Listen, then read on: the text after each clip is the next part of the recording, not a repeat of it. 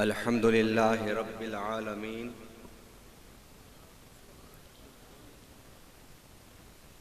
والصلاة والسلام على سيد الأنبياء محمد المصطفى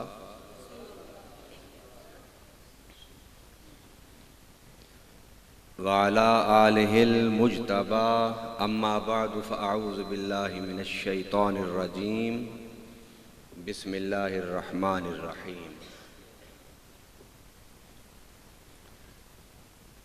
یا ایہا الناس قد جاءکم برہان من ربکم وانزلنا الیکم نورا مبینا صدق اللہ العظیم قال اللہ تعالی فی شان حبیبہ مخبرا وآمرا ان اللہ وملائکتہ یصلون علی النبی یا ایہا الذین آمنوا صلوا علیہ وسلموا تسلیما اللہم صلی علی سیدنا و مولانا محمد وعلی آل سیدنا و مولانا محمد وبارک وسلم وصلوا علیہ۔ تمام حضرات محبت و الفت کے ساتھ گنبد خضرا کا تصور کر کے میرے ساتھ جھوم جھوم کے پڑھیے الصلاۃ والسلام علیک یا رسول اللہ وعلی آلک واصحابک واہل بیتک یا محمد الرسول اللہ صلی اللہ علیہ وسلم۔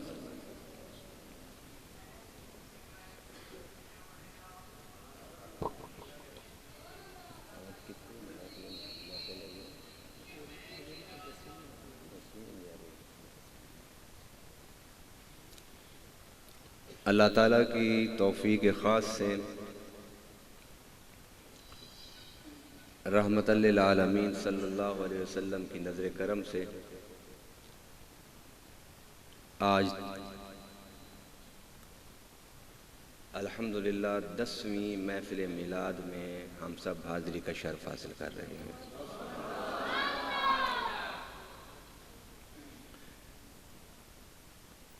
خوش نصیب ہیں وہ لوگ جو میرے آقا کی محفل میلاد کراتے ہیں، آتے ہیں، سنتے ہیں اور سناتے ہیں، اس لیے کہ ذکر میلاد مصطفیٰ صلی اللہ علیہ وسلم وہ ذکر ہے کہ جس ذکر کا ذاکر خود رب ذوالجلال ہے، اور جب اللہ کوئی ذکر کرتا ہے تو اس ذکر کو سننے والے ملائکہ ہوتے ہیں۔ آج اس عظیم الشان محفل میلاد کے لیے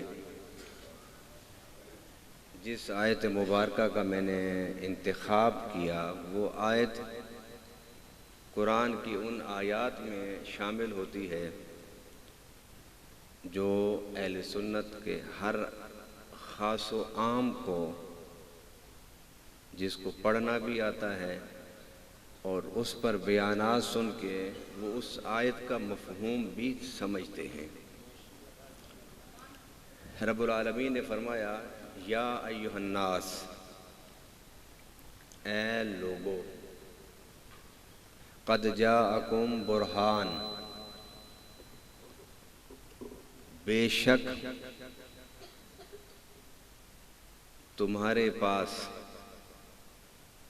آ گیا برہان۔ کیا آ گیا؟ بولیے، اس کے بغیر گزارا ہو سکتا ہے؟ اب تھوڑا سا تو انتظار کریں، دیکھیں میں پھر کیسے بولتا ہوں۔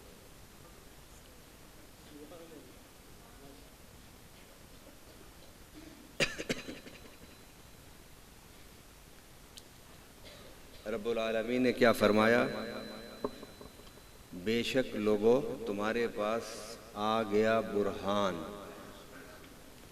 وَأَنزَلْنَا إِلَيْكُمْ نُورًا مُبِينًا، اور ہم نے نازل کر دیا تمہاری طرف نور مبین کو۔ اب برہان کس کو کہتے ہیں؟ اور نور مبین کس کو کہتے ہیں، اس پر بڑے اختصار کے ساتھ آج میں گفتگو کروں گا۔ برہان کہتے ہیں اس دلیل کو کہ جسے آپ دیکھیں، جسے آپ بولیے، جسے آپ اور اس دیکھی ہوئی چیز سے کوئی ایسی چیز کا علم ہو جائے جسے آپ نے دیکھا نہیں ہے، جسے آپ نے مثلا اگر سورج صبح نماز پڑھتے پڑھتے مسجد میں بیٹھے بیٹھے اگر نکل آئے تو نماز پڑھنے والوں کو پتہ چل جاتا ہے کہ سورج طلوع ہو گیا۔ بھئی آپ کمرے سے باہر تو گئے نہیں، تو آپ کو کیسے پتہ چلا کہ سورج طلوع ہو گیا ہے؟ تو نمازی مسجد میں بیٹھا ہوا کہتا ہے بھائی دیکھ نہیں رہے تم کہ روشنی پھیل گئی ہے۔ کیا پھیل گئی ہے؟ یہ روشنی بتاتی ہے کہ سورج نکل آیا ہے، سورج طلوع ہو گیا ہے۔ آپ نے روشنی کو دیکھا اور اس سے پہچانا آپ نے سورج کے وجود کو کہ سورج طلوع ہو گیا ہے۔ تو برہان کہتے ہیں کہ دیکھی ہوئی چیز سے اندیکھی چیز کو سمجھ جانا، اندیکھی چیز کو سمجھ جانا۔ میں ایک اور مثال دیتا ہوں۔ اگر آپ یہاں بیٹھے ہوئے دھواں محسوس کریں تو آپ کیا کہیں گے کہ کہیں قریب آگ جل رہی ہے، یہی ہے نا؟ حالانکہ آپ نے آگ کو دیکھا، آپ نے کیا محسوس کیا؟ دھواں۔ تو دھواں دیکھا تو آگ کا علم حاصل ہو گیا۔ سمجھ آئی اس بات کو؟ آپ آج یوں سمجھ لیجئے کہ آج کی یہ محفل ایک کلاس ہے جس میں ہم نبی پاک صلی اللہ علیہ وسلم کے ذکر میلاد کو سبقاً پڑھ رہے ہیں۔ محفل میلاد کا تصور ہم لوگوں نے کیا بنایا ہوا ہے کہ بات سمجھ آئے نہ آئے بس ٹائم پورا کرنا ہے۔ اور کلاس کس کو کہتے ہیں؟ کلاس ہوتے ہیں کہ جی میں نے بات سمجھ کے جانی ہے، پھر ہوم ورک کر کے کل آ کے سنانا ہے۔ تو انسان اس میں پوری فوکس کرتا ہے کہ میں اپنے استاد کی بات کو پوری طرح سمجھ کر جاؤں۔ تو آپ اس محفل کو آج کی کلاس سمجھ لیں۔ آپ نے دھواں دیکھ کے آپ کو آگ کا علم حاصل ہوا، یکدم اندھیرا چھا گیا دن کے وقت۔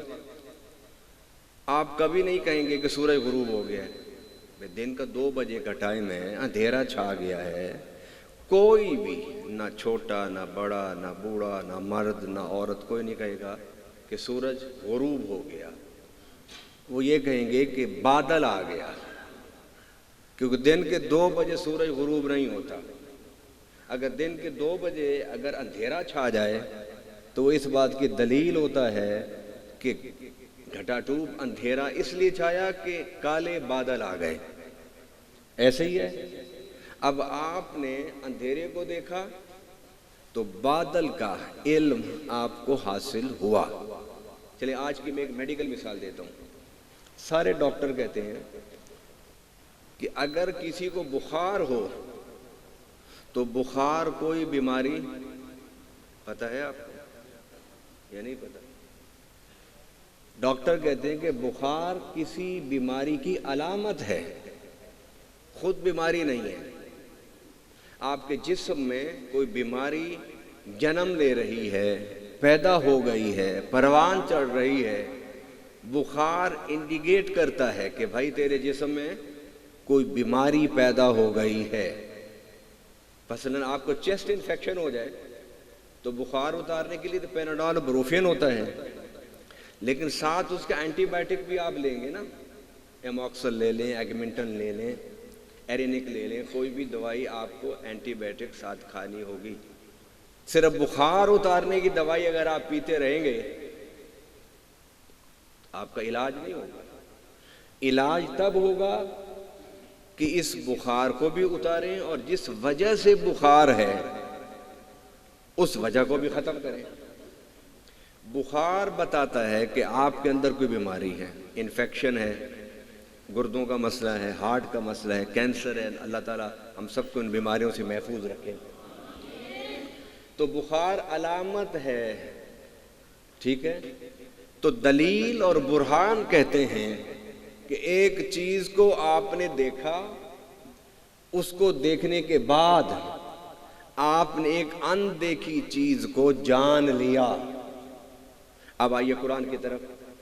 قرآن پاک میں اللہ فرماتا ہے افلا ينظرون الى الابل کیف خلقت والى السماء کیف رفعت والى الجبال کیف نصبت وَإِلَى الْأَرْضِ كَيْفَ فَذَكِّرْ إِنَّمَا أَنْتَ مُذَكِّرْ. فرمایا تم نے اونٹ کو نہیں دیکھا کہ کتنی عجیب چیز اللہ نے بنا دی ہے. اس زمانے میں اونٹ سب سے عجیب چیز تھا. وہ کھانا اور پینے کے بعد 6 ماہ وہ کھانا پینا اپنے معدے میں سٹور کر لیتا تھا. اس لیے لمبے سفر جو صحرا کے سفر ہوتے تھے جس میں پانی اور کھانا پینا نہیں ملتا تھا، اس زمانے میں گھوڑوں پر وہ بیٹھ کے صحرا نہیں عبور کیے جاتے تھے، اونٹوں پر بیٹھ کے.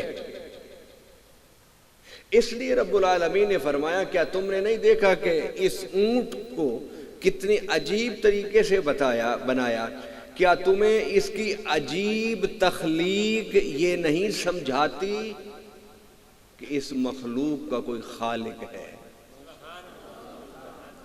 کیا تمہیں آسمانوں کی بلندی نہیں بتاتی کہ ان آسمانوں کو بلند کرنے والا کوئی ہے؟ یہ اب آپ کی چھوٹی سی مسجد ہے، اس پر ایک چھت ہے، 4 اس کی دیواریں ہیں، درمیان میں 4 پلر ہیں، پھر آپ نے یہ چھت کھڑی کی ہے. رب العالمین نے اتنی بڑی چھت قائم کی ہے تو کوئی 4 دیواری، کوئی پلر. چلو پہلے تو کہتے تھے کہ برج ہے، برج. زمین اور آسمان 2 پیالوں کی مانند ہے. کس کی طرح ہے؟ 2 پیالوں کی طرح ہے. جس طرح ایک پیالہ دوسرے پیالے پر ہوتا ہے. لیکن آج سائنس نے تحقیق کی ہے کہ زمین و آسمان پیالوں کی طرح نہیں ہے. زمین گول ہے. اگر آپ یہاں سے جہاز اڑاتے ہیں، اس کو سیدھا اڑاتے جائیں تو پھر واپس اسی جگہ آ جاتا ہے. زمین ایک گیند کی مانند اس کائنات میں لٹکی ہوئی جس طرح پنکھا. اب اس مسجد میں ایک پنکھا نہیں ہے، سینکڑوں پنکھے ہیں، سینکڑوں بلب ہیں، سارے معلق ہیں، لٹکے ہوئے. تو کائنات میں روئے زمین فرمایا کہ یہ لٹکی ہوئی ہے. کیا تم نے نہیں دیکھا کہ اللہ نے آسمان کی چھت کو بلند کیا؟ بھائی 12 بائی 12 کا کمرہ بھی ڈالنا ہونا، سب سے چھوٹا کمرہ، اس میں بھی 4 دیواری ہوتی ہے، اس کے بغیر نہیں چھت کھڑی ہوتی. فرمایا تم نے نہیں دیکھا کہ وَإِلَى السَّمَاءِ كَيْفَ رُفِعَتْ، اتنی بڑی چھت، نہ کوئی دیوار نہ کوئی ستون، یہ بغیر کسی کھڑے کرنے والے کے کھڑی نہیں ہو سکتی. کیا تمہیں یہ آسمان کا وجود نہیں بتاتا کہ کوئی اس کو بنانے کے بعد اس کو قائم رکھے ہوئے ہے؟ وَإِلَى الْأَرْضِ كَيْفَ سُطِحَتْ، اور تم نے زمین نہیں دیکھا کہ اللہ نے اسے کیسے بچھا دیا ہے؟ کیا تم نے پہاڑوں کو نہیں دیکھا کہ اللہ نے میخیں بنا کے گاڑ دیا ہے؟ اب زمین کو دیکھیے. جب لوگ عمرے پر جاتے ہیں، ہوائی جہاز کے سفر پر جاتے ہیں، اللہ آپ سب کو میری دعا ہے حضور کے اس میلاد کا صدقہ اللہ سب کو عمرے کی سعادت عطا فرمائے. جب آپ آسمان پر فضا میں بیٹھ کے سفر کر رہے ہوتے ہیں تو یکدم نیچے سارا سمندر آ جاتا ہے، سمندر ختم ہوتا ہے تو سرسبز و شاداب زمین آ جاتی ہے، وہ ختم ہوتی ہے تو پہاڑ آ جاتے ہیں، وہ ختم ہوتی تو صحرا، کبھی زمین لال، کبھی نیلی، کبھی پیلی۔ فرمایا اتنی بڑی زمین تمہیں نہیں سمجھ آتی کہ اس کو کوئی بچھانے والا ہے؟ مطلب کیا ہے کہ یہ سب چیزیں برہان ہیں، یہ سب چیزیں، ان کو دیکھنے کے بعد ایک ان دیکھی چیز ذہن میں آ جاتی ہے، اور وہ ان دیکھی چیز کون سی ہے جو ذہن میں آتی ہے؟ وہ ذات خدا ہے۔ وہ کیا ہے؟ وہ ذات خدا۔ نعرہ تکبیر، نعرہ رسالت، نعرہ رسالت، نعرہ حیدری، نعرہ حیدری، تشہید میلاد النبی۔ ٹائم بڑی تیزی سے گزر رہا ہے، بس توجہ میری طرف رکھیے۔ میں ایک بڑے اہم موضوع پر، بڑے اہم مقام پر جا کر آپ کو ایک بڑی اہم بات سمجھانا چاہتا ہوں، بڑے اہم جگہ پر لے کے جانا چاہتا ہوں کہ جس جگہ پر پہنچیں گے تو آپ کو سیدھا گنبد خضرا نظر آئے گا۔ برہان دیکھی ہوئی چیز سے ان دیکھی چیز کو سمجھنے کو برہان کہتے ہیں۔ اب میں ایک مقام پر ایک آپ کو واقعہ سناتا چلوں۔ حضرت امام ابو حنیفہ، کون کون جانتا ہے ان کو؟ جو جانتا ہے ہاتھ کھڑا کرے، جو نہیں جانتے ان کو میں بتا دیتا ہوں۔ امام اعظم امام ابو حنیفہ فقہ کے بہت بڑے امام ہیں، اور دنیا میں اکثریت لوگ انہی کو فالو کرتی ہے، اور ہم احباب یہاں پر جو بیٹھے ہیں سارے الحمدللہ حنفی ہیں۔ کیا ہیں؟ حنفی۔ امام ابو حنیفہ کے سامنے ایک دہریہ آ گیا، اس نے لوگوں کو گمراہ کرنا شروع کر دیا۔ امام صاحب تک بات پہنچی تو امام صاحب نے فرمایا اس دہریے سے کہو کہ لوگوں سے کیوں بات کرتا ہے، آئے مجھ سے بات کرے۔ ٹائم طے ہو گیا، جگہ طے ہو گئی، اعلان ہو گیا کہ امام ابو حنیفہ امام اعظم اور اس دہریے کا مناظرہ ہوگا فلاں جگہ پر، فلاں دن، فلاں تاریخ۔ ٹھٹ لگ گیا، لوگ سمجھنا چاہتے تھے کہ یہ شخص خدا کا انکار کرتا ہے، امام اعظم خدا کی تلقین کرتے ہیں، دونوں اپنی جگہ تقریریں کرتے ہیں، لہذا ان کو اکٹھا بٹھاؤ، یہ بات کریں اور لوگ سنیں۔ امام ابو حنیفہ کچھ دیر سے پہنچے سٹیج پر، وہ دہریہ خدا کا منکر پہلے پہنچا ہوا تھا وقت پر۔ جب امام صاحب پہنچے تو اس نے کہا کہ میں اس سے مناظرہ نہیں کرتا۔ آپ نے فرمایا بھائی کیوں نہیں کرتے مناظرہ مجھ سے؟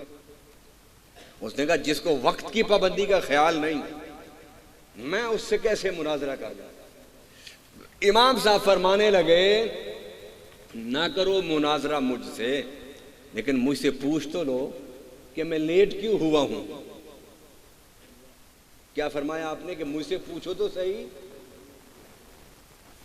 ساری قوم میں لیٹ ہے، آپ بولنے سے شرما رہے ہیں۔ وہ لاہور اسٹیشن پر میں کھڑا تھا اور میں نے تیز گام سے ملتان جانا تھا پورے ٹائم پر۔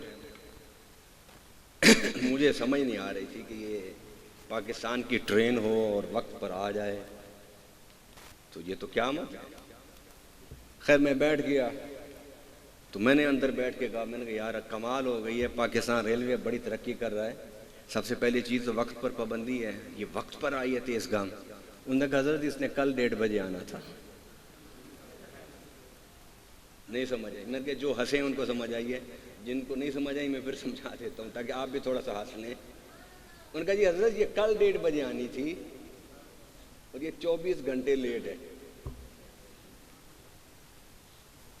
میں فرانس سے بیلجیم جا رہا تھا، وہاں زبان مختلف ہے، فرینچ بولی جاتی ہے، ہمارے ہاں بولی نہیں جاتی۔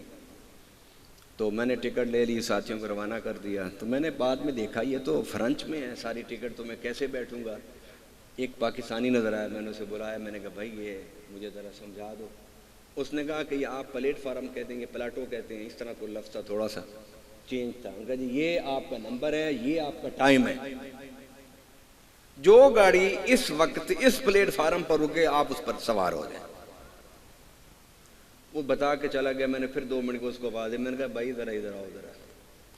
وہ جس ٹائم پر یہ لکھا ہو اس ٹائم کوئی اور ٹرین آ گئی تو پھر میں اس پر بیٹھ جاؤں. میں نے جانا بیلجیم ہے، وہ مجھے لے جائے سویڈن.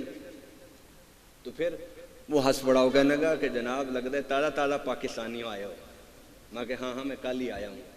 وہ کہنے کہ یہاں لوگ گھڑیوں کے آنے جانے پر نہیں، ٹرینوں کے آنے جانے پر اپنے گھڑیوں کے ٹائم کو سیدھا کرتے ہیں.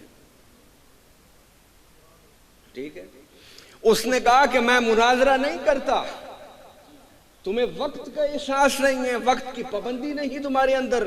امام صاحب نے فرمایا نہ کرو مناظرہ، مگر پوچھ تو لو کہ میں لیٹ کیوں ہوا. اس نے کہا چلو بتا دو. امام صاحب نے فرمایا کہ میں یہیں آ رہا تھا تو اسے مناظرہ کرنے، تو یہ بتانے کے لیے کہ خدا ہے. میں نے عجیب واقعہ دیکھا، بس اسی میں کھو گیا. اس نے کہا اتنا بڑا امام کسی واقعے کو دیکھ کے اس میں کھو جائے اور اسے احساس ہی نہ ہو کہ ہزاروں لوگ اس کا انتظار کر رہے ہیں. وہ کیا واقعہ تھا؟ امام صاحب نے فرمایا ہوں تو آئے صحیح راہ دے، اب تم آئے ہو صحیح راستے پر. اس نے کہا میں نے دیکھا، امام صاحب نے فرمایا کہ دریا کے کنارے ایک بڑا درخت تھا، وہ خود چرتا گیا، اس کے پھٹے بن گئے. وہ پھٹے اڑے اور ایک دوسرے کے ساتھ بولیے، چلو بچوں کو نہیں سمجھ آ رہی، بڑے ہی بولیں. پھٹے آپس میں کیا ہو گئے؟ جڑ گئے. وہ کشتی بن گئی، اس کو میخیں لگ گئیں. وہ کشتی پھر خود چلی، دریا میں چلی گئی. پھر سواریاں اس پر بیٹھتی تھی. کشتی بغیر بلاہ کے چلتی جاتی تھی، آتی رہی ہے، جا رہی ہے، آ رہی ہے، جا رہی ہے، سواریاں اٹھا رہی ہے، سواریاں اتار رہی ہے. بس اس واقعے کو دیکھ کے میں تو بالکل ہی مستغرق ہو گیا. مجھے خیال نہ رہا کہ میں نے تو تم سے مناظرہ بھی کرنا ہے. اچانک مجھے خیال آیا تو میں بھاگا، اس لیے تھوڑا سا لیٹ ہو گیا. اس نے کہکا لگایا. کیا لگایا؟ اس نے کہا کہ تم کہتے ہو یہ امام اعظم ہے. نعوذ باللہ، یہ تو کوئی بے وقوف آدمی ہے. امام صاحب نے فرمایا میں بے وقوف کیسے؟ اس نے کہا کہ کبھی کوئی درخت خود بھی کٹا، کبھی پھٹے بھی خود بنے، کبھی پھٹے اڑ کے جڑے اور کشتی خود بن جائے، اس کو میخیں اور کنڈیاں بھی خود لگ جائیں، بغیر رنگ کرنے والے کے رنگ بھی ہو جائے، بغیر دھکا دیے وہ دریا میں بھی چلی جائے، اور پھر دریا میں سواریوں کو اٹھا کے ایک کنارے سے دوسرے کنارے بھی لانا اور چھوڑنا شروع کر دے. اور بے وقوف انسان یہ کام کیسے خود ہو سکتا ہے؟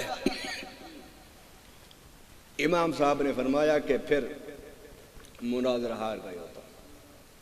انہوں نے کہا وہ کہتے آپ نے فرمایا اگر ایک کشتی درود شریف پڑھیے.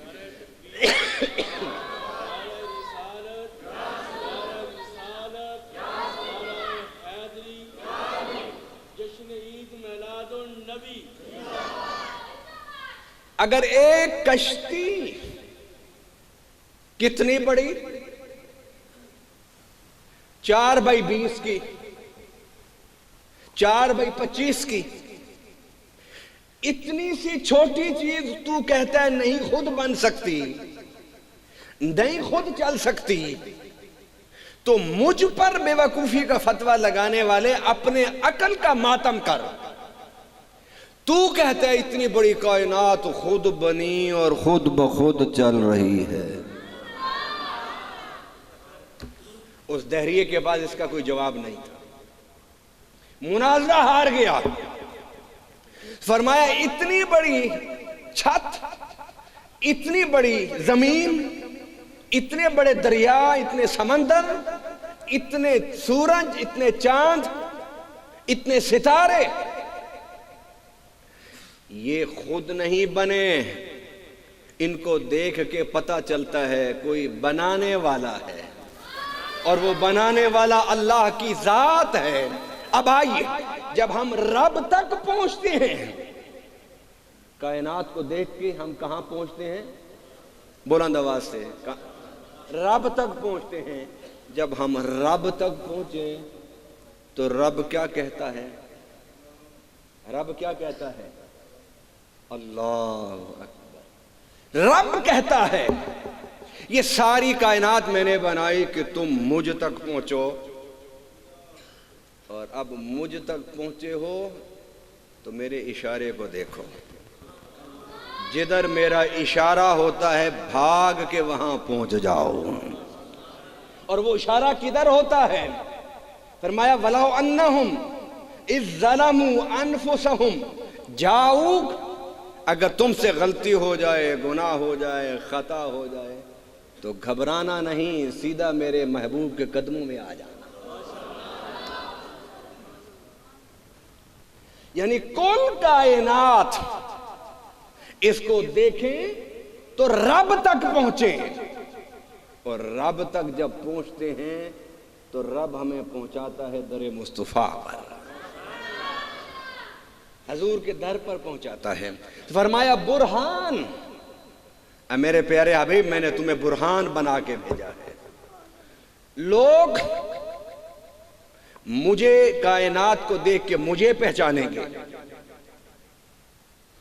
اور پھر میں ایک جملہ بولنے والا ہوں، جو درد والے ہیں، علم والے ہیں، سمجھ والے ہیں، وہ میرے اس جملے کو یاد کر کے یہاں سے جائیں گے۔ اس کائنات کو دیکھ کر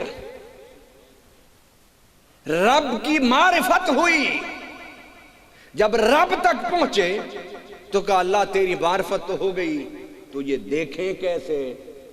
فرمایا آؤ میں نے مدینہ میں آئینہ مصطفیٰ لگا دیا ہے، اس کو سامنے آتے جاؤ اور مجھے دیکھتے جاؤ۔ حدیث ہے، فرمایا من رآنی فی المنام فسیرانی فی الیقظہ۔ میں جو ترجمہ کر رہا ہوں آپ آمین کہہ دیں، ترجمہ سن کے آمین کہیے۔ فرمایا کہ جو مجھے خواب میں دیکھے گا، مرنے سے پہلے وہ مجھے بیداری میں دیکھے گا، پھر مرے گا۔ من رآنی فقد رأى الحق، جس نے مجھے دیکھا اس نے اللہ کو دیکھا۔ اب رب کے پیارے حبیب کہہ رہے ہیں اس ساری کائنات کو دیکھا تو خدا کی معرفت ہوئی، اور جب خدا کی معرفت ہوئی تو تمنا پیدا ہوئی کہ خدا کو دیکھیں۔ فرمایا چلے آؤ رخ مصطفیٰ کو دیکھ لو، جو اس رخ کو دیکھ لے سمجھ لے اس نے خدا کو دیکھ لیا۔ یا ایھا الناس قد جاءکم برہان من ربکم، اے لوگو تمہارے پاس آ گئی ہے برہان تمہارے رب کی طرف سے۔ وَأَنزَلْنَا إِلَيْكُمْ نُورًا مُبِينًا، اور ہم نے اتار دیا تمہاری طرف نور مبین کو۔ اب اس پر علماء کرام ایک بڑا عام سا نقطہ مطلب یہ ہے کہ نقطہ تو بڑا اہم ہے، لیکن عام سا نقطہ یہ کہ ہر عام بندہ اسے سمجھ سکتا ہے۔ پہلے نبیوں کو اللہ نے اپنی ذات کی معرفت کی دلیل کہا، لیکن حضور کو کیا کہا؟ برہان۔ دلیل و برہان میں کیا فرق ہوتا ہے؟ ارے انبیاء کو دلیل کہا اس لیے کہ انہیں چند معجزات عطا فرمائے تھے۔ حضرت موسیٰ علیہ السلام کے بارے میں اللہ کہتے ہیں وَلَقَدْ آتَيْنَا مُوسَىٰ 9 آیات بینات، کہ ہم نے حضرت موسیٰ علیہ السلام کو 9 معجزے عطا فرمائے۔ سب سے زیادہ معجزے اللہ تعالیٰ نے حضرت موسیٰ کو عطا فرمائے۔ اس کے بعد کم معجزے حضرت عیسیٰ علیہ السلام کو. اور پھر فرمایا کہ ہم نے کوئی نبی کوئی رسول بغیر معجزات کے نہیں بھیجا. ہم نے ہر نبی کو معجزات دیے، ہر نبی کو معجزات دیے، ہر نبی کو معجزات دیے، اور معجزات دے کے بھیجا کم سے کم 1 اور زیادہ سے زیادہ 9. حضرت داؤد علیہ السلام کا کیا معجزہ تھا؟ وَعُلِّمْنَا مَنْطِقَ الطَّيْرِ. حضرت داؤد علیہ السلام، سلیمان علیہ السلام پرندوں کی بولیاں سنتے، اور یہ ان کا معجزہ تھا. اور سنتے کہاں سے تھے؟ قریب سے. فضا میں تخت جا رہا ہے، فَتَبَسَّمَ ضَاحِكًا مِّن قَوْلِهَا. نبی ہنس پڑا. کہا کیوں ہنستے ہو؟ کہا کہ وہ جو زمین پر چونٹی نہیں رینگ رہی وہ کہہ رہی ہے یا ایھا النمل ادخلوا مساکنکم لا یحطمنکم سلیمان وجنودہ وہم لا یشعرون. چونٹیوں کی ملکہ چونٹیوں سے کہتی ہے جلدی جلدی زمین میں کہ اپنی سوراخوں میں، اپنی بلوں میں گھس جاؤ، کہیں داؤد کا لشکر اترے تم کچلی جاؤ اور ان کو پتہ ہی نہ ہو. اللہ اکبر. میں زیادہ گہرائی میں نہیں جانا چاہتا. پتہ نہ ہو. ہزاروں فٹ کی بلندی پر داؤد جا رہے ہیں، اور ہزاروں فٹ نیچے چونٹی رینگ رہی ہے، بول رہی ہے. وہ پیغمبر سمجھ بھی رہے ہیں اور سن بھی رہے ہیں. آج سائنس نے کتنی ترقی کی ہے. مجھے بتائیے کسی سائنسدان نے یہ دعویٰ کیا ہو کہ میں تمہیں چونٹی کی بات ریکارڈ کر کے سنا سکتا ہوں؟ کوئی نہیں. سائنس آج بھی عاجز ہے کہ وہ چونٹی کی بات کو سن سکے اور سمجھ سکے.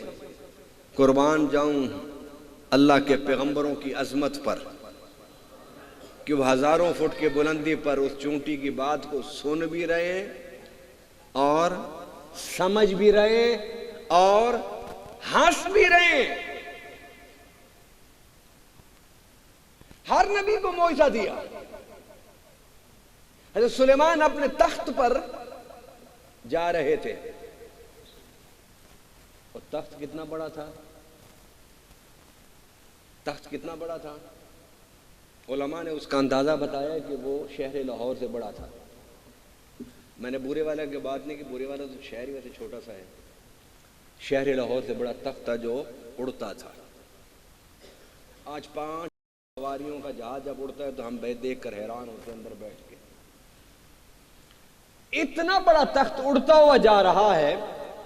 اچانک جبرائیل آ گئے اور کہا سلیمان اپنے تخت کو کہو کہ نیچے زمین پر اترے.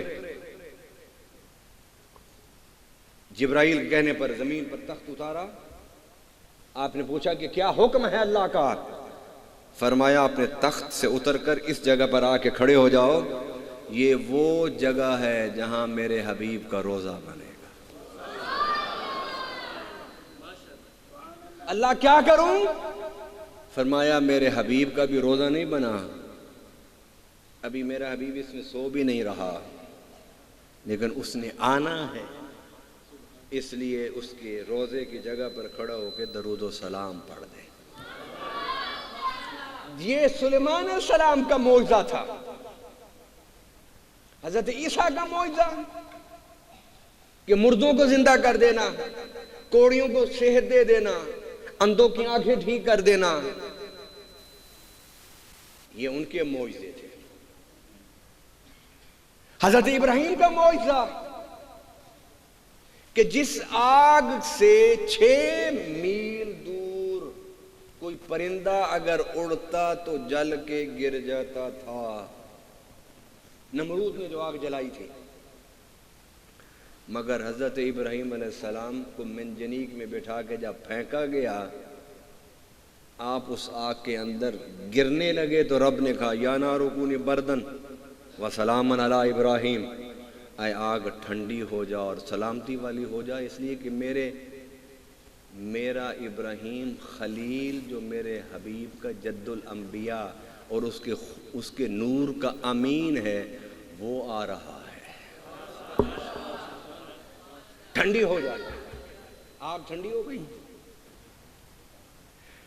انبیاء سارے معجزے لے کر آئے، ان کو دلیل کہا اور حضور کو برہان کہا۔ اللہ کیا فرق ہے؟ فرمایا کہ نہ موسیٰ کا ہاتھ دیکھا تو رب کی پہچان ہوئی، موسیٰ کا عصا دیکھا رب کی پہچان ہوئی، اندھوں کو آنکھیں ملی رب کی پہچان ہوئی۔ وہ چند معجزے لے کر آئے تھے، ان کے چند معجزے دیکھ کے لوگ خدا کو مانتے گئے۔ میرا حبیب دلیل نہیں ہے، برہان ہے۔ کسے کہتے ہیں برہان؟ فرمایا دلیل وہ ہوتا ہے جو معجزے لے کر آئے، اور برہان وہ ہوتا ہے جو معجزہ بن کر آئے۔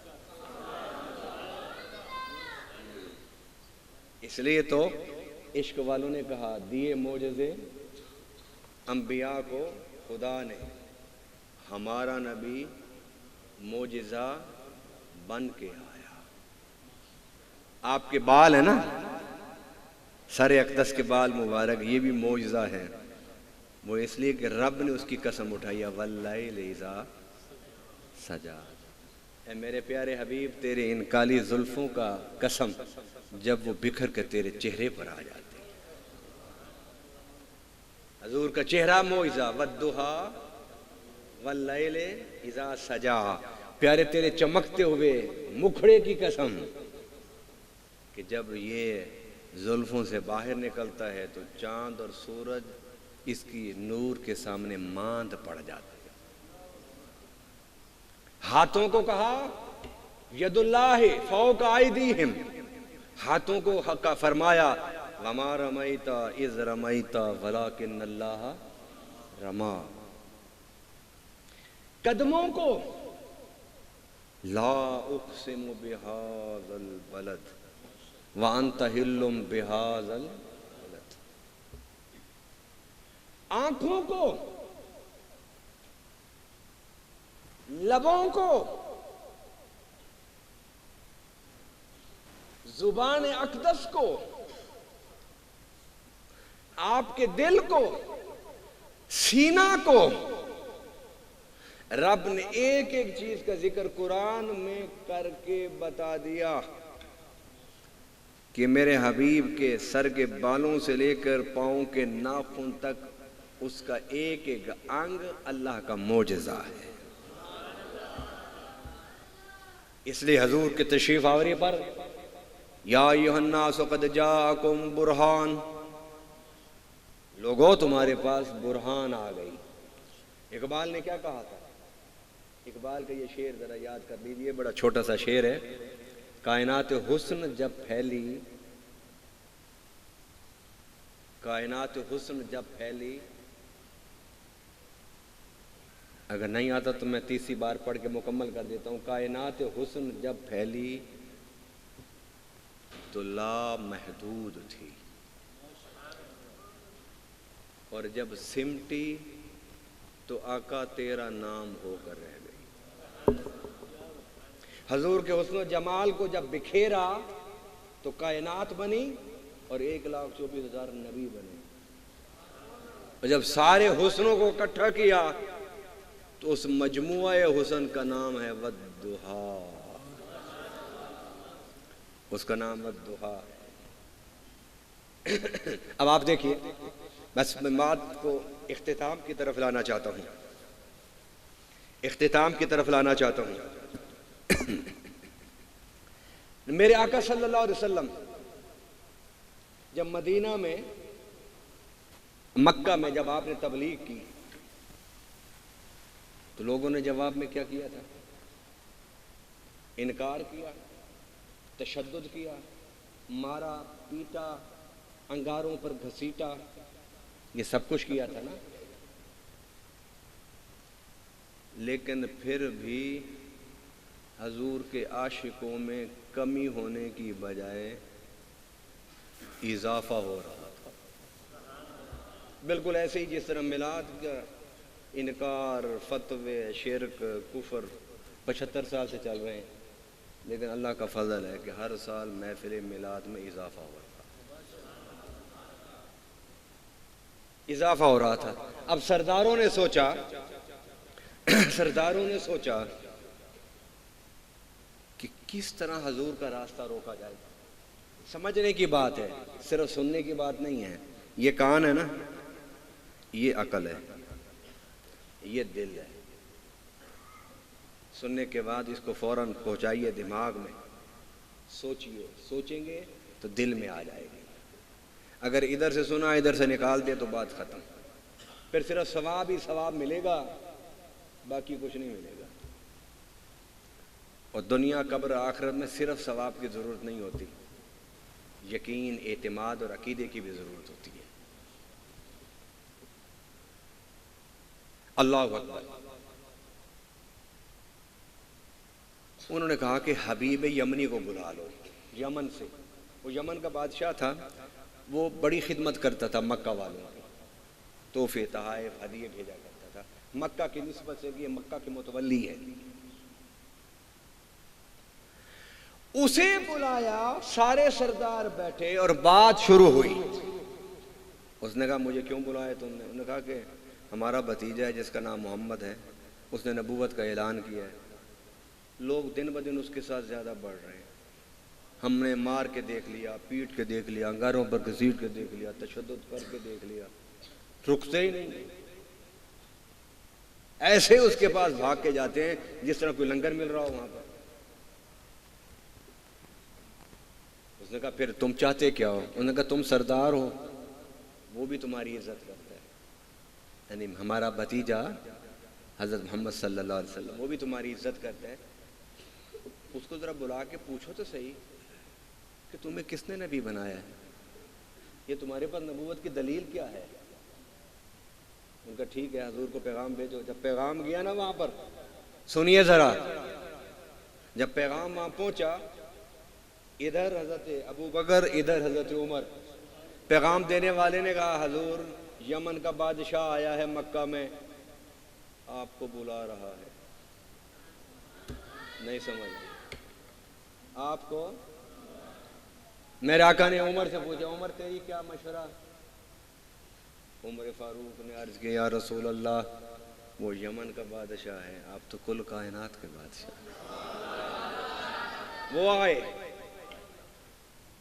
ابو بکر تمہارا کیا مشورہ ہے؟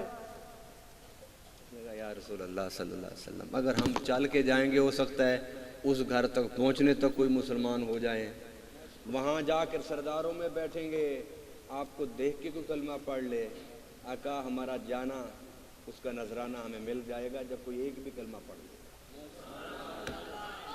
میرے آقا نے فرمایا اس کو جاؤ بھئی، تم اس کو کہو کہ میں آ رہا ہوں۔ ادھر پیغام بھیجا، ادھر سردار کہنے لگے اگر تو نے اس سے کوئی نبوت کی دلیل پوچھنی ہے تو کوئی تکڑی دلیل پوچھنا اس سے۔ ابو جہل کہنے لگا زمین کی بات نہ پوچھنا اس سے، زمین پر اس کا نعوذ باللہ بڑا جادو چلتا ہے۔ اس نے کہا میں تجربہ کر چکا۔ اس نے کہا کیسے؟ اس نے کہا میں ہاتھ میں مٹھی میں کنکریاں بند کر کے چھپا کے لے کر گیا، میں نے کہا بتا یہ میرے ہاتھ میں کیا ہے، اگر تو بتا دے تو میں کلمہ پڑھ لوں گا۔ میرے آقا مسکرائے، آپ بھی مسکرا دیجئے۔ وہ کہنے لگا مسکرا رہے ہو لگتا ہے کہ عاجز آ گئے ہو نا، بتا نہیں سکتے کہ میرے ہاتھ میں کیا ہے۔ میرے آقا نے فرمایا میں عاجز ہو کے نہیں مسکرا رہا، میں یہ سوچ رہا ہوں کہ ابو جہل کتنی چھوٹی سی بات تو نے پوچھی ہے، اس سے بڑی بات کیا ہوگی؟ فرمایا اگر میں بتا دوں کہ تیرے ہاتھ میں کیا ہے تو کلمہ پڑھ لو گے؟ اس نے کہا پڑھ لوں گا۔ اس نے کہا اس سے بڑی بات یہ ہے کہ تیرے ہاتھ میں جو کچھ ہے وہ اگر بتا دے کہ میں کون ہوں، یہ اس سے بڑی بات ہے یا نہیں؟ اس نے کہا ہاں بڑی بات ہے۔ فرمایا یہ نہ کر دوں میں ایک جملہ بول رہا ہوں، وہ بے بس مجبور جاہل تمہارا نبی ہوگا. ہمارا نبی تو اتنا با اختیار ہے کہ ہاتھوں میں بند کنکریوں کو بھی اشارہ کرے تو بول پڑتی ہیں. نعرہ رسالت، رسالت، نعرہ حیدری، نعرہ غوثیہ، آستانہ عالیہ حضرت کرما والا شریف، قبلہ شاہ صاحب سرکار. پہلے سے نعرہ کچھ بہتر ہو گیا ان کا. پہلے تو ایسے لگتا تھا کہ بڑھاپے نے ان کو دبایا ہوا ہے، اور اب نعرہ لگایا ہے پتہ چلتا ہے کہ انہوں نے بڑھاپے کو بھگانے کی کوشش کی ہے. نقشبندی لوگ بڑے تکڑے لوگ ہوتے ہیں بھائی. میرے پاس ٹائم نہیں ہے کہ میں ان سلاسل پر بات کروں. میں تو بات کو اب سمیٹ رہا ہوں. فرمایا کہ تو نے کہا کہ میری مٹھی میں کیا ہے میں بتا دوں، اور اگر تیری مٹھی والی چیز بتا دے کہ میں کون ہوں. انہوں نے کہا یہ تو بہت بڑی بات ہے. کہ بتاؤ پھر. میرے آقا نے اشارہ کیا. جو ہی اشارہ کیا اس کی مٹھی کی طرف تو مٹھی میں بند کنکریوں نے پڑھنا شروع کر دیا لا الہ. بلند آواز سے پڑھیے. اس نے کنکریاں پھانکی اور بھاگا کہنے کا کہ تو بہت بڑا جادوگر ہے، بہت بڑا جادوگر ہے. نعوذ باللہ. حبیب یمنی میں نے ایک اور بھی اس کا جادو دیکھا ہے، وہ تجھے بتا دوں جو میرے ساتھ بیتی ہے. کیا بیتی ہے تیرے ساتھ؟ اس نے کہا میں نے گڑھا کھدوایا، اس پر پتے ڈالے، میں نے دائیں بائیں لوگ بٹھائے کہ جب کسی کے گرنے کی آواز ہے تو کنکریاں مارنا، پتھر مارنا. میں نے اسے دعوت دی کہ وہ آئیں گے، یہاں سے گزریں گے تو گریں گے تو ہم نعوذ باللہ ان کی احانت کریں گے. ارے اللہ کے بندو، جس کے بارے میں رب کے ورفانہ لا کا ذکر رکھ، اس کو تم کیسے گرا سکتے ہو؟ بس ابو جہل اپنی بے خیالی میں خوشی میں بھاگتا ہوا آ رہا ہے، اسی گڑھے میں گر گیا. اور اس کے جو چیلے تھے انہوں نے پتھر مارنا شروع کر دیے. اس نے کہا بھائی نہ مارو پتھر، میں غلطی سے تمہارا سردار گر گیا ہوں. وہ ایک دوسرے کو دیکھ کے مسکرایا. اس نے کہا دیکھو نا آج پھنس گیا ہے نا. ہوں کہتے کہ میں تہاڈا سردار ہوں. انہوں نے اور پتھر مارے اور چیخا. کسی نے کہا یار ٹھہر جاؤ ایک منٹ، آواز ہمارے اپنے سردار کی لگتی ہے. جب جا کے دیکھا تو ابو جہل گرا ہوا تھا. اب اس نے کہا مجھے باہر نکالو. رسہ 10 فٹ کا گڑھا، 10 فٹ کا رسہ ڈالا، ہاتھ تک نہیں پہنچتا. اور 10 فٹ کا رسہ باندھا، پھر بھی ابو جہل کے ہاتھ تک. پھر رسہ باندھا، پھر نہیں پہنچا. پھر رسہ باندھا، پھر نہیں پہنچا. انہوں نے کہا کہ مکہ میں رسے ہی ختم ہو گئے. پتہ اس نے گڑھے میں سے کیا کہا؟ خدا کی قسم یہ اگر آپ جملہ سن کے اپنی قسمت پر رشک کریں اور ساری عمر بھی سجدے میں رہیں تو شکر نہیں ادا کر سکتے. اس نے کہا کہ اسی کو بلا کے لاؤ، وہی مجھے نکالے گا جس کے لیے میں نے گڑھا کھودا تھا. سبحان اللہ، سبحان اللہ. تاجدار ختم نبوت، تاجدار ختم نبوت، لبیک لبیک یا رسول اللہ، لبیک لبیک یا رسول اللہ. علماء اہل سنت، علماء اہل سنت. آئیے عشق کے اس موضوع کو اپنے معراج پر پہنچا کر اس سال کی اس پر رونق محفل کو اختتام تک پہنچاتے ہیں. حضور کو بلایا گیا. حضور نے فرمایا میں نہیں آتا، چنگا ہویا ہے نا، انہیں کو مزے چکھے ہوں. نہ انسان کو غصہ آتا ہے، انتقام لینے کی خواہش ہوتی ہے. اس لیے تو قرآن میں کہا وَلَمَنْ صَبَرَ وَغَفَرَ إِنَّ ذَلِكَ لَمِنْ عَزْمِ الْأُمُورِ. کسی کی غلطی کو معاف کر دینا بہت بڑا، یہ رب والا کام ہے. یہ کون سا کام ہے؟ رب والا کام ہے. حضور تشریف لے آئے. اب حضور جب اس گڑھے کے کنارے پر بیٹھے تو مسکرا کے فرمایا کہ مجھ سے وعدہ کرو نا. کیا وعدہ؟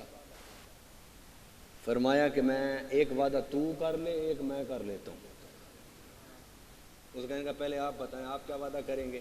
فرمایا میرا وعدہ ہے کہ آج اگر میں تجھے اس گڑھے سے نکالوں گا تو میرا وعدہ ہے کل میں تجھے جہنم کے گڑھے سے بھی نکالوں گا. اور تو وعدہ کر لے کہ کلمہ پڑھ لے تو پھر یہاں سے نکالنے کے بعد وہاں سے نکالنے کی ضرورت ہی نہیں رہے گی. اس نے کہا کہ میں اندر نہیں کلمہ پڑھوں گا، مجھے باہر نکالو تاکہ لوگ یہ نہ کہیں کہ سردار جی مجبور ہو کے کلمہ پڑھے. اب حضور نے فرمایا اچھا میں نکالتا ہوں تمہیں، نکلنے کے بعد کلمہ پڑھو گے؟ اس نے کہا ہاں میں پڑھوں گا. سنیے توجہ سے، رسیاں حضور کے ہاتھ میں دی گئی کہ حضور یہ رسی ہے. حضور نے رسی اٹھا کے ایک طرف رکھ دی. کہنے کے حضور آپ نے نکالنا ہے، رسی ہم نے آپ کو دی، نکالتے کیوں نہیں؟ فرمایا اگر رسیوں سے ہی نکالنا ہے تو پھر مجھے کیوں بلایا ہے؟ نہیں سمجھ آئی، نہیں سمجھ آئی، عشق والوں نہیں سمجھ آئی. اگر رسیوں سے ہی نکالنا ہے تو پھر مجھے کیوں بلایا ہے؟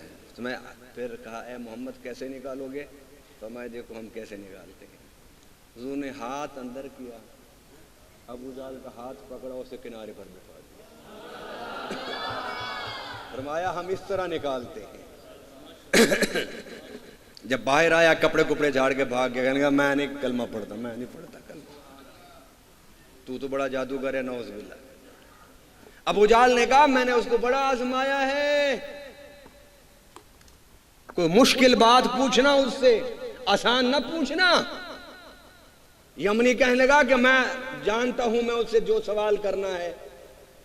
اتنے میں حضور اندر تشریف لائے تو حضور کے آنے سے پہلے ابو جہل نے ساتھیوں سے کہا کہ کھڑے نہیں ہونا، کھڑے نہیں ہونا، ادب نہیں کرنا، احترام نہیں کرنا. جب حضور اندر داخل ہوئے تو جو روکنے والا تھا سب سے پہلے بولیے نا، جو حضور والا ہے وہ بولے، جو ابو جہل والا ہے وہ نہ بولے. سب سے پہلے کون کھڑا ہوا؟ روکنے والا کھڑا ہو گیا. اچھا دیکھو رب کی لعنت ایسی اس پر پھٹکار پڑی. حضور بیٹھے تو بیٹھ گئے، تو اس کے بعد فوراً پتہ کیا کہتے ہیں؟ وہ کہتے ہیں میں نے سرداروں تمہیں کہا تھا نہ کھڑے ہونا، تو کیوں کھڑے ہو گئے؟ رب اس کی اور لتر اس کو ڈلوانا چاہتا تھا. انہوں نے کہا سردار جی ہم تو آپ کو دیکھ کے کھڑے ہوئے تھے، آپ جو کھڑے ہو گئے تو ہم بھی کھڑے ہو گئے. چلو بات یہاں رک جاتی، لیکن وہ لائن چپ نہ ہوا. کہنے لگا مجھے تو کسی نے کان سے پکڑے کھڑا کیا تھا. اس نے کہا آپ کو کسی نے کان سے پکڑ کھڑا کیا، ہم نے آپ کو دیکھ کے کھڑے ہو گئے. تو حدیث پاک میں جب وہ روک رہا تھا نا کھڑے نہیں ہونا، رب نے کہا جبرائیل جلدی جاؤ، میرا حبیب بعد میں پہنچے، تو پہلے پہنچ. اللہ کرنا کیا ہے؟ فرمایا ابو جہل کو کان سے پکڑ کے کھڑا کرنا. اب سارے چپ ہیں. آئیے بات کو ختم کرتے ہیں. ختم نہیں، ہم مکمل کرتے ہیں. پھر آقا نے فرمایا تم نے مجھے بلایا ہے، چپ بیٹھے ہو، بولتے نہیں ہو، بولو کیوں بلایا ہے تم نے؟ تو حبیب یمنی بولا، کہنے کے بھتیجے تم نے نبوت کا دعویٰ کیا ہے؟ میرے آقا نے فرمایا ہاں میں نے دعویٰ کیا ہے. تو دعوے کی دلیل مانگو. دلیل میں اپنی مرضی سے دوں گا تو تم کہو گے کہ نہیں یہ تو اپنی مرضی کی دلیل ہے، مانگو. حبیب یمنی نے کہا کہ اگر تم سچے نبی ہو نا تو رات کو 14ویں کا چاند 2 ٹکڑے کرنا. حضور اٹھ کے چلے گئے اور فرمایا رات جب آئے نا تو جبل ابو قبیس پر ان کو لے کے آ جانا، میں بھی اپنے غلاموں کو لے کے آ جاؤں گا. جبل ابو قبیس پر حضور پہنچے، چاند چمک رہا تھا، 14ویں کا چاند تھا. میرے آقا نے فرمایا دیکھو چاند صحیح سلامت چمک رہا ہے. کہا چمک رہا ہے. فرمایا تم نے کیا مانگا ہے؟ کہ چاند کو توڑنا ہے. میرے آقا نے فرمایا یہ بتا کی چیز کو توڑنا مشکل ہوتا ہے یا جوڑنا مشکل ہوتا ہے؟ بتائیے نا. یہ مائک ہے نا، اگر میں اسے توڑ دوں یہ آسان کام ہے، اور ٹوٹنے کے بعد وہ مجھے کہیں صاحب آپ تو ہمارا مائک توڑ کے اس کو جوڑ کے جاؤ. جوڑ سکتا ہوں میں؟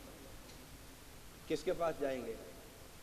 مکینک کے پاس، وہی اس کو جوڑے گا، میں نہیں جوڑ سکتا. گھڑی میں اٹھا کے پھینک دوں توڑ سکتا ہوں جوڑ، بلب توڑ سکتا ہوں جوڑ. فرمایا تم نے تو بڑا آسان کام مجھے کہا ہے، اب آ دیکھ میری قدرت کو، آ دیکھ میرے اختیار کو. میں توڑوں گا بھی صحیح اور عشق والوں ذرا سینے کا زور لگا کے کہہ دیے، میں توڑوں گا بھی صحیح اور. میرے آقا نے اشارہ کیا، اشارہ کیا، چاند دو ٹکڑے ہو گیا. فرمایا تیری شرط پوری ہو گئی. اب میں نے تجھے آفر کی تھی کہ میں توڑنے کے بعد جوڑوں گا. حضور نے انگلی واپس پھیری تو ٹوٹا ہوا چاند جڑ گیا. ٹوٹا ہوا چاند.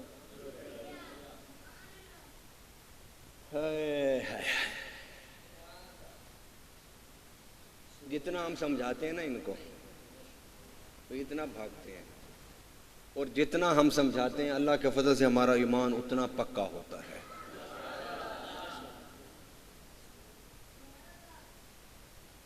ایمان پختہ ہوتا ہے یا نہیں ہوتا؟ اس نے جب سورج ٹوٹنے سے پہلے کہا تھا کہ پہلی ایک شرط میری پوری کرو پھر دوسری بات میں بتاؤں گا آپ کو.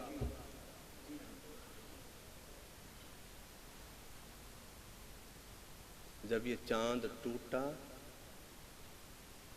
تو بریلی کا بادشاہ بولا، سورج الٹے پاؤں پلٹے چاند اشارے سے ہو اندھے نجدی دیکھ لے قدرت. بھاگتا ہوا آیا حضور کے کان کے قریب لگ کے کہتا ہے دوسری بات میں نے کان میں کہنی ہے، ان سرداروں کے سامنے نہیں بتانی. حضور نے اس کو وہیں روک دیا، رک جاؤ. اور جس سے خدا نہ چھپا اس سے تیری دل کی بات چھپ جائے گی. تو نے مجھے کیا بتانا ہے؟ تیرے دل میں جو بات ہے وہ ایک اندھی لنگڑی لولی گنگی معذور تیری بیٹی، تو چاہتا ہے کہ وہ مر جائے یا اسے شفا ہو جائے. ارے یہاں موت نہیں ملتی، در مصطفیٰ سے شفا ملتی. نعرہ تکبیر، نعرہ رسالت، نعرہ خلافت، نعرہ حیدری، نعرہ غوثیہ، جشن عید میلاد النبی. فرمایا جا یمن، کلمہ پڑھتا ہوا جا، یمن جا. جب یمن پہنچا دروازے پر دستک دی، دروازہ جب کھلا تو وہی لڑکی، اس کی بیٹی جو اندھی تھی، لنگڑی تھی، لولی تھی، معذور تھی، چل نہیں سکتی تھی، وہ خود آئی دروازہ کھولنے کے لیے. اور دروازہ کھلتے ہی جب باپ کے چہرے پر نظر پڑی تو زبان پر میرے آقا کا کلمہ تھا. تو ابھی بھی یمنی کہتے ہیں کہ یہ کلمہ تو نے کہاں سے سیکھ لیا ہے؟ اس نے کہا ایک ماہ مدن. نہیں سمجھا کیا کہا اس نے؟ ایک ماہ مدن، گورا سا بدن، نیچی نظریں، کل کی خبریں، وہ دکھا کے پھبن، وہ سنا کے سخن، مورا پھونک گئے سب تن من دھن. انہوں نے کہا کہ یہ شخصیت آئی تھی. انہوں نے کہا بیٹا کلمہ پڑھو. کچھ خوش قسمت وہ ہیں جو جبل ابو قبیس پر کلمہ پڑھ رہے ہیں، اور تم وہ خوش قسمت ہے کہ میں خود تجھے کلمہ پڑھانے آیا. کلمہ پڑھ کے مسلمان ہو گئے. یہ ہوتا ہے برہان، کہ جس کا سر کے بال سے لے کر پاؤں کے ناخن تک جو معجزہ ہی معجزہ ہو۔ حضرت خالد بن ولید کے پاس حضور کے کٹے ہوئے ناخن مبارک تھے، جب کوئی مریض آتا پانی میں وہ ناخن ہلا کر اس کو پلا دیتے کہ اسے پیو، پینے والا پینا بعد میں مکمل کرتا تھا، رب صحت پہلے دے دیتا تھا۔ جب فوت ہونے لگے خالد بن ولید تو آپ نے فرمایا کہ جب میں مر جاؤں مجھے کفن دینا، مجھے غسل دینا، مجھے دفن کرنا، اور حضور کی یہ چند ناخن مبارک میرے پاس ہیں، اسے میری آنکھوں پر رکھ دینا۔ اس نے کہا اس سے کیا فائدہ ہوگا؟ اس نے کہا حضور کے ناخن مبارک کے صدقے میں اللہ مجھ سے عذاب قبر اٹھا لے گا۔ نادانو، رب نے ہمیں وہ نبی دیا جو برہان ہے، وہ نبی دیا جو جس کا انگ انگ رب کے ہونے کی دلیل ہے، اور پہلے نبی کی بات کی، پھر نبی کی کتاب کی بات کی۔ بس آخری جملے، وَأَنزَلْنَا إِلَيْكُمْ نُورًا مُبِينًا، کہ میں نے تمہاری طرف نور مبین اتار دیا۔ نور مبین سے مراد کیا ہے؟ سب کہتے ہیں قرآن، سب کہتے ہیں قرآن، آپ بھی کہہ دیجئے نور مبین سے کیا مراد ہے؟ قرآن۔ پہلے قرآن والے کی بات، پھر قرآن کی بات۔ بس اشارہ کر دیتا ہوں، بس اشارہ کرتا ہوں، بات کو مکمل کرتا ہوں، اشارہ کر رہا ہوں۔ یہ عجیب بات ہے کہ آنے والی کتاب تو نور ہو، اور جس پر نور اترا وہ بشر نہیں سمجھ آئے، نہیں سمجھ آئے۔ مجھے بتائیے نا، وہ نبی جو صاحب قرآن ہے، جو اللہ کی برہان ہے، جو رب کے وجود کی دلیل ہے، جو سراپا معجزہ بن کر آیا، اس کو جب کتاب دی تو اس کتاب کو نور کہنے کا کیا مطلب تھا؟ مطلب یہی تھا کہ جب دی ہوئی کتاب وہ نور ہے تو عقیدہ یہ بنا لینا کہ لینے والا نبی بھی نور ہے۔ ہم نے تمہاری طرف برہان بھیجا اور اس پر قرآن اتارا۔ اب قرآن کا جشن ہم مناتے ہیں 27 رمضان کو، اور صاحب قرآن کا جشن مناتے ہیں ہم 12 ربیع الاول۔ اگر قرآن کا جشن منانا جائز ہے تو صاحب قرآن کا جشن منانا بھی۔ اللہ ہم سب کو سلامت رکھے، ہم سب کی حاضری کو اپنے بارگاہ میں قبول فرمائے۔ اللہم صلی علی سیدنا مولانا محمد وعلی۔ اے اللہ جنہوں نے اس محفل کو سجایا ان کی اس محفل کو قبول فرما، جو اس محفل میں آئے ان کی ساری دعاؤں کو قبول فرما لے۔